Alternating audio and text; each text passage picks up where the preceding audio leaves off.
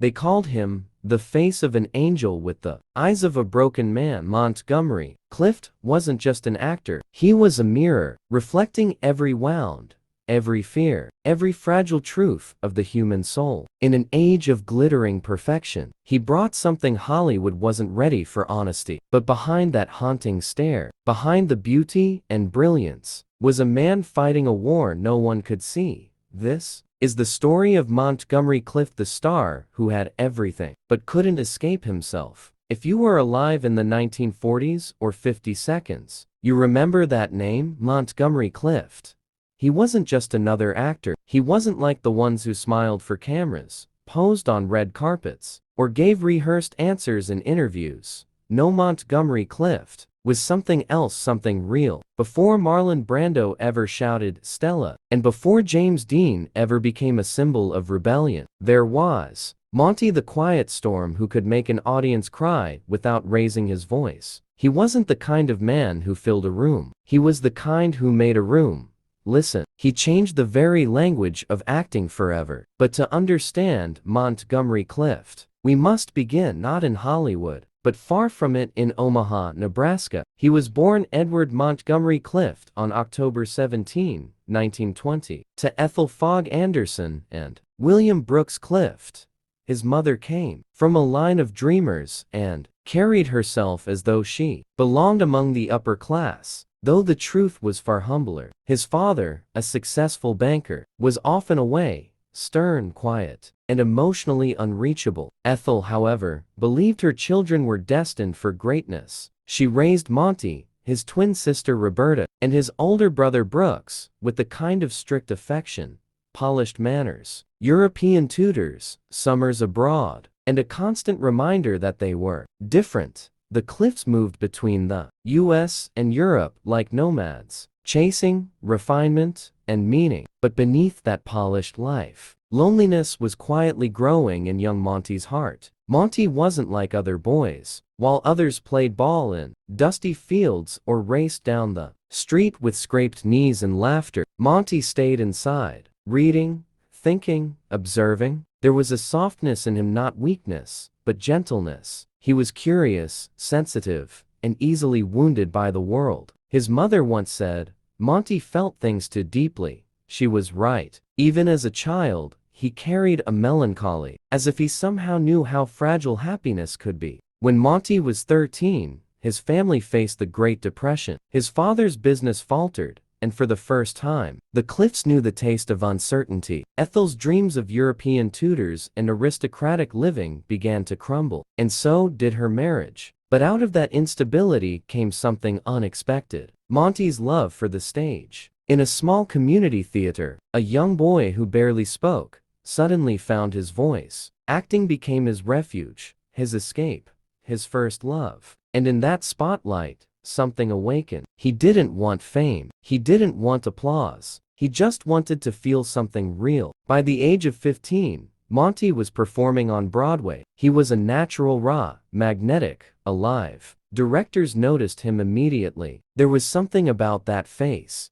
not conventionally handsome, but haunting. His eyes seemed to carry every emotion at once: sadness, tenderness, longing, fear. On stage, he didn't act, he lived. And audiences felt that. You could hear it in the silence that followed his lines, in the way people leaned forward just to catch his expression. He was unlike anyone Broadway had seen. For 10 years, Montgomery Clift ruled the New York stage. He performed alongside legends, earning respect from even the most hardened critics. But he didn't crave Hollywood. In fact, he despised it. To him, Hollywood was shallow, a machine that turned art into product. He once said, "The theater is truthful. Hollywood is a lie." And yet, Hollywood came calling again and again. Studio executives wanted that face, that intensity, that spark that could make a scene feel alive. For years, he refused. He turned down roles worth thousands, saying, "I don't want to be a movie star. I want to be an actor." It wasn't until 1948 that he finally said yes. The film was Red River, starring the legendary John Wayne.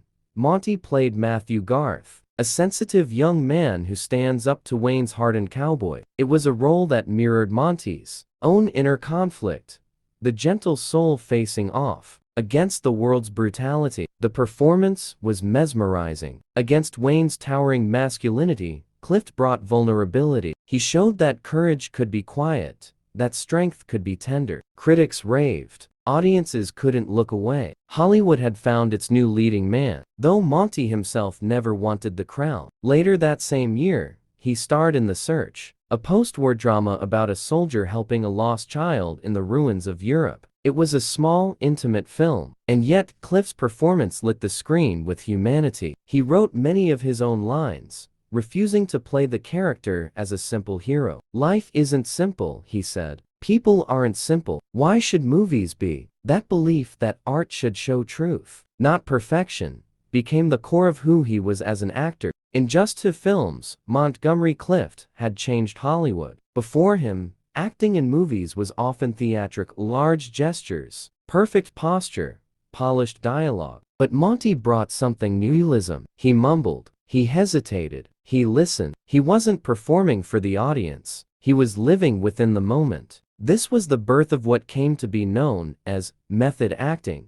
And before Brando, before Dean, there was Clift, the quiet pioneer. By 1951, he starred in A Place in the Sun opposite Elizabeth Taylor. It became one of the greatest performances in American cinema. Taylor was 17, stunning, radiant, and Monty, with his quiet intensity, matched her perfectly. Their chemistry wasn't manufactured. Off-screen, they were inseparable. Elizabeth adored him, and Monty found in her something rare: a friend who saw past the mask. During filming, Taylor would say, "Monty doesn't act, he bleeds." Their friendship would become one of Hollywood's most enduring stories. Elizabeth loved Monty deeply, though it was never romantic. She protected him, mothered him, defended him, because she knew what others didn't. Behind those haunting eyes was a man haunted by himself. Monty's rise to fame was meteoric, but fame never sat well with him. The spotlight made him uneasy. Interviews drained him. Parties bored him. He was uncomfortable being idolized. He once told a reporter,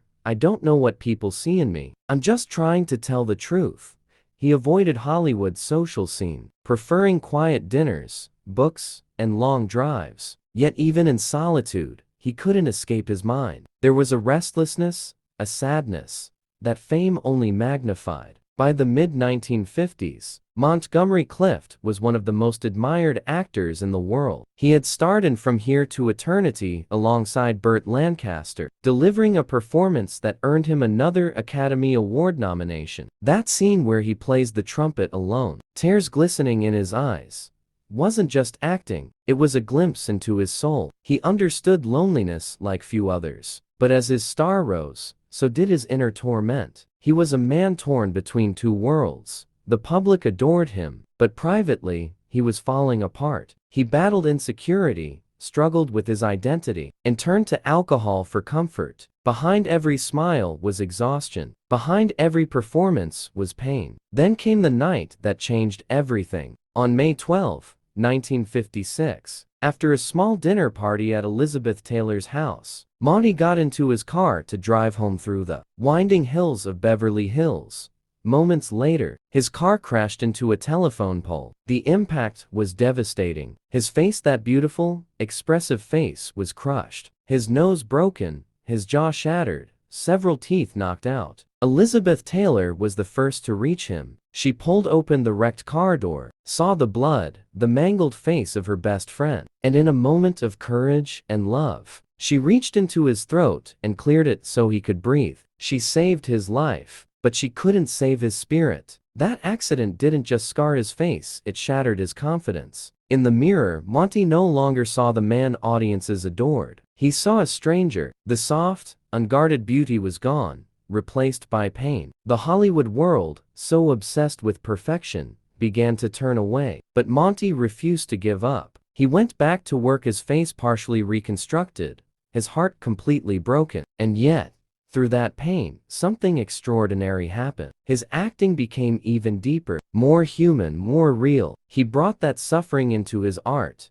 in The Young Lions, and suddenly, last summer, he bared his wounded soul for the world to see. He once told a friend, "The only time I feel alive anymore is when I'm acting." But how long can a man live only in the moments he pretends to be someone else? That question, the one Monty never stopped asking himself, would soon become the center of his tragedy. The night of the accident haunted Montgomery Clift for the rest of his life. That single, violent moment on the dark, twisting roads of Beverly Hills didn't just break his body, it fractured his identity. The newspapers called it a tragedy, but to Monty, it was something far more personal. It was as if fate had ripped away the mask he had worn his entire life, forcing him to confront the man underneath. He once said, "The accident turned me inside out," and that's exactly what it did. When he woke in the hospital, his face bandaged and swollen beyond recognition, Monty's first instinct wasn't fear, it was shame. He asked Elizabeth Taylor not to let anyone see him. The man who had once defined the image of quiet beauty in Hollywood now stared into a mirror and saw a ghost. He couldn't smile the same way. The left side of his face drooped. His jaw had been wired shut. His once effortless expressions, those tender, emotional glances that could move an audience to tears, now came with visible strain. The world saw the scars as evidence of survival, but Monty saw them as a death sentence. Elizabeth Taylor stayed by his side, nursing him through recovery, reading to him, bringing light into the sterile hospital rooms. She didn't care about his scars. "You're still you," she told him. But that was the problem. Monty didn't know who you was anymore. For a man who had always defined himself by his inner truth, the dissonance between how he felt and how he looked was unbearable. He was alive, but in his eyes, he wasn't really living. After months of painful recovery, Monty returned to work. His first major film after the accident was Raintree County 1957. Once again opposite Elizabeth Taylor. On screen, he was magnetic, still able to draw the audience into his emotional orbit. But off-screen, things were falling apart. The physical pain never truly went away. He relied on painkillers, which quickly became a dependency. Alcohol soon followed. The combination dulled the agony, both physical and emotional, but it also began to consume him. Hollywood, ever fascinated by beauty and tragedy, watched him closely. Some whispered that he would never be the same again. Others said his new, more tortured look gave him a strange allure. But Monty didn't care about allure. What he cared about was truth. And the truth was, he was slipping away. He had once been described as the most beautiful man in America. But now, people saw something else. Vulnerability, fragility, sorrow. In the Misfits 1961, his scenes alongside Clark Gable and Marilyn Monroe were hauntingly real. It was a movie about broken people searching for meaning. And perhaps that's why Monty fit the role so perfectly. He wasn't acting anymore, he was simply existing within his pain. Those who knew him said he changed after the accident, not just in face, but in spirit. He became withdrawn, unpredictable. Sometimes he would show up on set hours late, trembling, unshaven, lost in his own haze. Yet when the cameras rolled, he transformed. It was as if the moment the director said, "Action," his demons stepped aside just long enough for his brilliance to shine through. Directors couldn't understand it. Off camera, he was fragile, almost broken. But on camera, he was transcendent. He used to tell friends that acting was the only time he could breathe freely. Away from the set, the silence was deafening. He would spend hours in his apartment, curtains drawn, listening to classical music, reading poetry, or staring at old photographs from his Broadway days. The once vibrant, rebellious young man who had refused Hollywood's glamour was now haunted by the very thing he had once resisted: fame without peace. Monty was also trapped by another kind of silence, one that society in the 1950s didn't allow him to speak of. He struggled with his sexuality at a time when Hollywood forced its stars to live double lives. He formed deep connections with both men and women, but love, for him, was always complicated. He longed for intimacy, yet feared judgment. Friends described him as tender and loving, but guarded, always building emotional walls around himself. He once said quietly to a close friend, "I just want to be understood."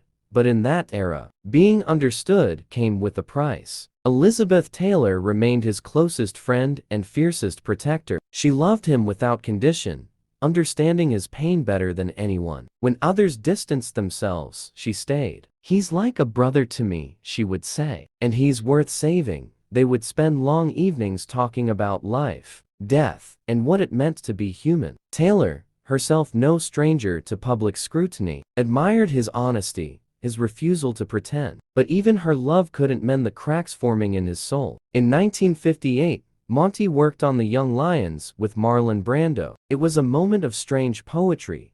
The two greatest method actors of their generation, side by side. But while Brando's star continued to rise, Monty's was dimming. On set, he was often late, his hands shaking, his speech slurred from medication. Yet when the cameras rolled, his performance was heartbreakingly authentic. Brando later said, "Monty was the only actor I ever learned from." Coming from Brando, that was no small praise. But Monty didn't feel like a teacher or a legend. He felt lost. A man trapped in a body and an industry that no longer fit him. Every role felt like both salvation and punishment. His perfectionism grew unbearable. He would redo scenes dozens of times, chasing a level of truth that might not have even existed. His friends began to worry that he was disappearing into his own obsession with emotional honesty. By the early 1960s, his reputation in Hollywood had begun to crumble. Studios whispered that he was difficult, unstable, and insurable.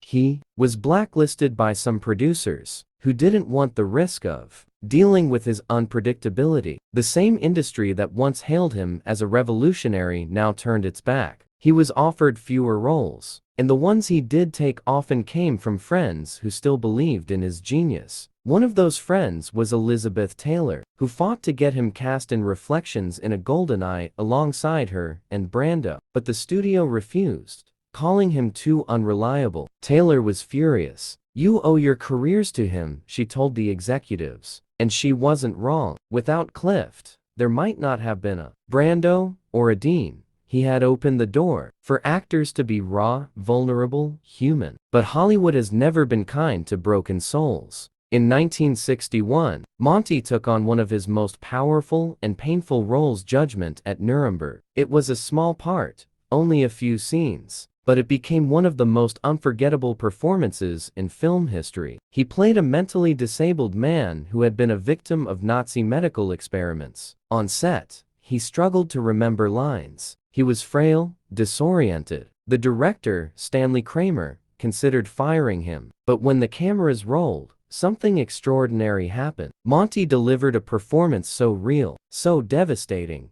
that it silenced the entire crew. There were no rehearsed gestures, no polished delivery, only truth. When the scene ended, the room was in tears. Later, Clift told Kramer, "I didn't act that. I lived it." The performance earned him an Academy Award nomination, but he didn't attend the ceremony. Awards no longer mattered to him. The applause felt hollow. The man who once redefined Hollywood's idea of masculinity now found himself alienated from it. Behind the scenes, his addiction worsened. His nights became longer, his days shorter. Friends would visit his apartment to find bottles scattered across the floor, scripts left open on tables, cigarette burns marking the furniture. He would sit by the window, lost in thought, sometimes talking to himself, sometimes silent for hours. Yet, beneath that chaos, there was still brilliance, a mind that never stopped seeking meaning in art, a soul still chasing authenticity in a world built on illusion. He was offered fewer and fewer films. The last major project he completed was The Defector in 1966, a Cold War thriller shot in Germany. Those who saw him during filming said he looked frail, a shadow of the man he once was. His eyes, though still expressive, carried exhaustion. He told a friend on set, "I'm just trying to get through this one alive."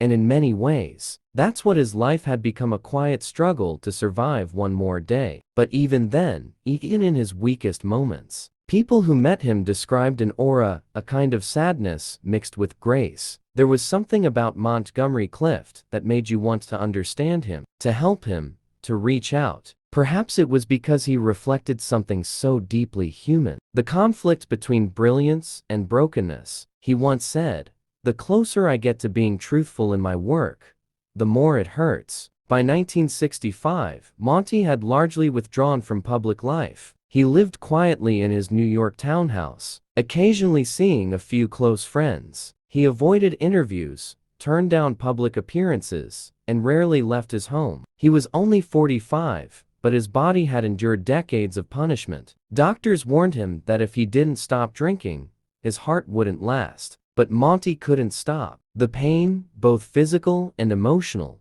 had become too ingrained. In the spring of 1966, Elizabeth Taylor visited him for the last time. She tried to convince him to check into a treatment facility, but he smiled that soft, distant smile and said, "Liz, I've made my peace." They hugged, and she left in tears. That summer, Monty finished The Defector, his final film. It wasn't his best, but it was his last. On July 23, 1966, Montgomery Clift went to bed in his Manhattan apartment after a quiet evening with his housekeeper, who later recalled hearing him watching the Misfits on television. He said good night. A few hours later, he was gone. A heart attack, they said. He was only 45 years old. Elizabeth Taylor was inconsolable. When she heard the news, she locked herself in her room for hours. Hollywood mourned, but the tributes that followed felt too polished, too distant, as if the industry didn't quite know how to honor the man it had both created and destroyed. Montgomery Clift's funeral was small, attended by family and a handful of friends. There were no flashing cameras, no reporters, just quiet tears, and the faint sound of wind through the trees. He was buried in Brooklyn, far from the bright lights of Hollywood. But even in death,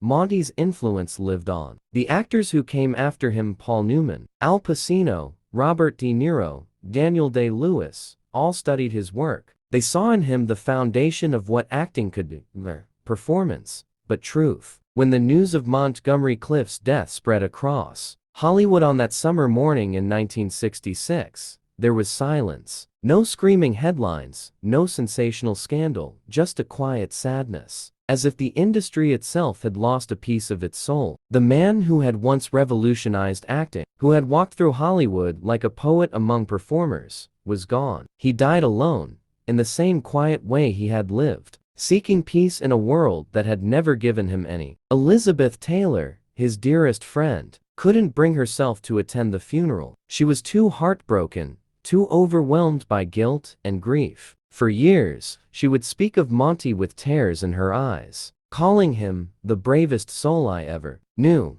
Those who loved him didn't remember him for the roles or the fame. They remembered the kindness, the vulnerability, and that gentle, searching look in his eyes. To them, Montgomery Clift wasn't a movie star. He was a man who simply felt too much. After his death, the world began to realize something profound, that Clift had changed the very fabric of acting without ever trying to. He never called himself a revolutionary. He never wanted to be an icon. Yet that's exactly what he became. Before Clift, acting in Hollywood was about glamour, about posture, polish, and perfection. After Clift, it became about honesty. He made imperfection beautiful. He showed that silence could be louder than shouting, that a trembling hand could say more than 100 lines of dialogue. Actors like Marlon Brando, James Dean, and Paul Newman often credited him as their greatest influence. Dean once called him the man I wish I could be. Brando said, "Monty taught us all that it's okay to feel on screen."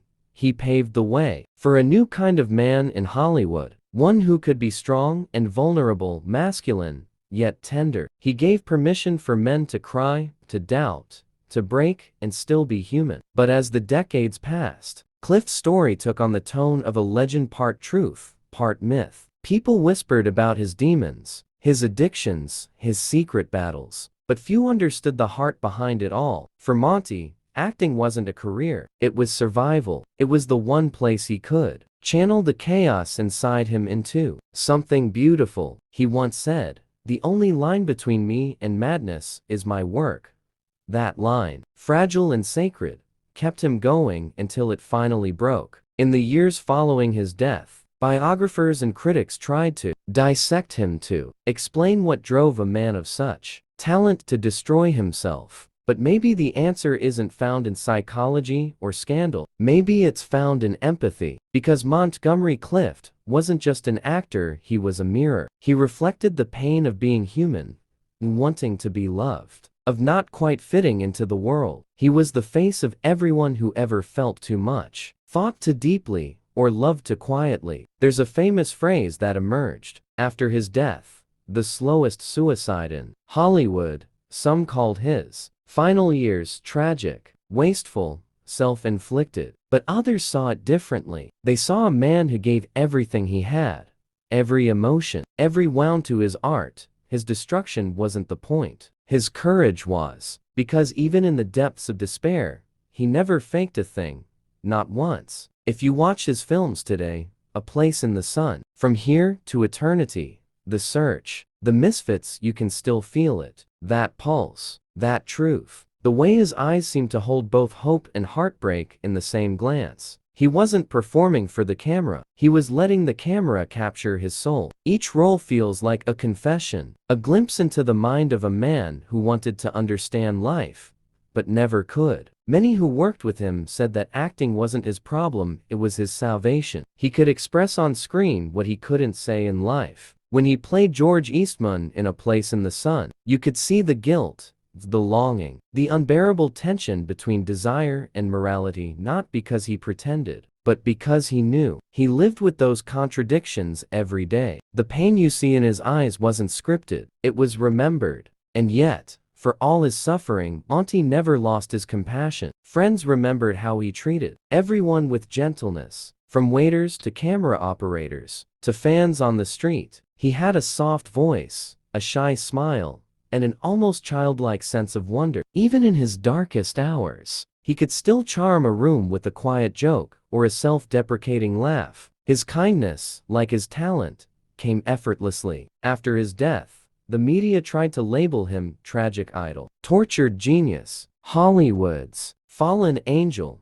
But those who knew him best resisted the simplification. They said Monty was more than his pain. He was a lover of poetry, a man who read endlessly, who adored his mother, who treasured friendship, and who believed deeply in art's power to heal. He wasn't chasing fame. He was searching for meaning. In many ways, Clift's struggle was a reflection of Hollywood itself, the eternal clash between truth and illusion. The same industry that praised his honesty also punished him for it. They loved the idea of his beauty, but couldn't bear to see his scars. They celebrated his sensitivity on screen, but ignored his cries for help off screen. His story is a reminder that fame often hides the loneliest hearts. Elizabeth Taylor carried Monty's memory with her until her own death. She often spoke of him in interviews, her eyes softening every time his name came up. There was something pure about Monty, she once said. He wasn't like anyone else. He loved with his whole being, and that's what destroyed him. When she won her first Oscar for Butterfield 8, she dedicated it privately to him, whispering, "This is for you, Monty." She never stopped loving him, not for a single day. For years after, fans would visit his grave leaving flowers, photographs, handwritten letters. Some said they felt like they were visiting not just a movie star, but a poet who had written his verses on film instead of paper. Even now, more than half a century later, his legacy continues to grow. Young actors still watch his films in awe. They study his stillness, his intensity, his ability to make silence thunderous. They see in him what audiences saw back then: truth without vanity. The world may have moved on from Hollywood's golden age, but the spirit of Montgomery Clift lingers in every performance that feels too raw, too real, too human to be fiction. He once said, "I have the same problem that a lot of people have. I'm searching for myself." Maybe that's why his story still touches us, because we're all searching in one way or another. Monty never found the peace he longed for, but in giving us his art, he gave us a roadmap, a way to see ourselves more clearly, to accept that beauty and pain often live side by side. His story isn't just one of tragedy, it's one of truth, and the price of living it fully. In the end, Montgomery Clift's life reminds us that talent alone doesn't protect the heart. that the brightest lights often cast the darkest shadows, and that sometimes, the ones who make us feel the most alive on screen are the very ones fighting hardest to feel alive off it. If you watch his films today, you'll notice something remarkable: they haven't aged. His emotions, his presence, his sincerity still feel timeless. Because the truth never goes out of style. You can see it in that small smile he gives before a heartbreak, in the tremor of his voice, in the silence that always seems to say more than his lines. He was acting for eternity, not for applause. And so, when we talk about Montgomery Clift, the actor who couldn't escape his own demons, we must remember not the destruction, but the courage. The courage to be real in a world built on pretense. The courage to feel deeply when others hide behind masks. The courage to turn pain into poetry. He may have died young, but in a way, Montgomery Clift never really left us. His truth still lives in every quiet scene, in every trembling word, in every soul who has ever felt unseen, yet kept on shining. Because that's who he was, not just a star, but a reminder that art, at its best, is the purest form of honesty. And maybe that's the lesson Monty left behind, that even the most fragile hearts can change the world simply by refusing to pretend.